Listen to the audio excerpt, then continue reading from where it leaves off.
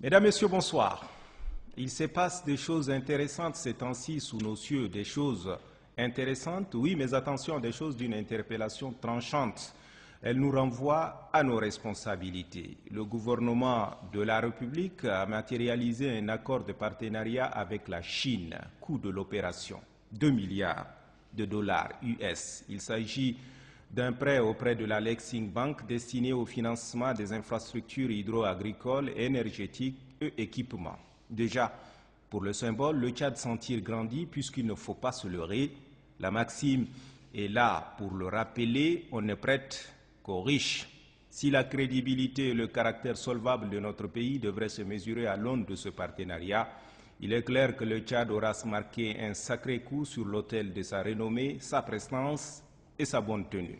Une banque, quelle que soit sa nationalité, reste une banque. Sans un minimum de garantie, elle ne saurait s'engager. Mieux, ce que les négociateurs tchadiens n'ont pu obtenir en amont, le président de la République le rattrape en aval en réussissant au forceps la sous-traitance avec les entreprises locales à hauteur de 30%. C'est un jalon supplémentaire dans son engagement volontariste de faire du Tchad un pays émergent à l'horizon 2025. Mais nos opérateurs économiques sont-ils à la hauteur de ce challenge? Rien n'est moins sûr. Encore faudrait-il qu'elles aient le gabarit, la surface financière et le profil requis pour prétendre à ces 30%.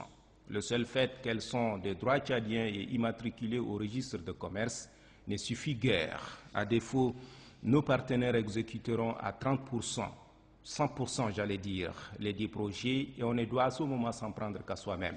Pendant combien de temps nos opérateurs économiques resteront dans l'import-export, la quincaillerie, l'épicerie et la boulangerie?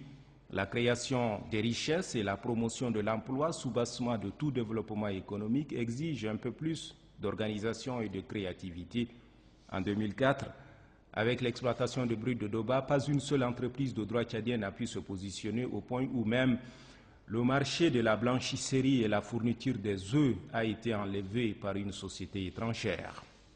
Il n'est pas envisageable de construire un secteur économique tout à la fois compétitif et viable avec des entreprises domestiques sans profil et sans comptabilité, au moment où les autres parlent en termes de trust. Combien sont nos entreprises sensibilisées à défaut d'être arrimées au droit OHADA, alors qu'aujourd'hui, vous ne pouvez prétendre à aucun partenariat économique dans la zone CFA si vous n'êtes pas sensibilisé au droit OHADA, et si d'aventure vous le faites mal et souvent à perte. Il faut reconnaître que la puissance publique a manqué à son devoir de préparation et d'encadrement, même si la volonté politique avec la récente création du département des PMI-PME existe.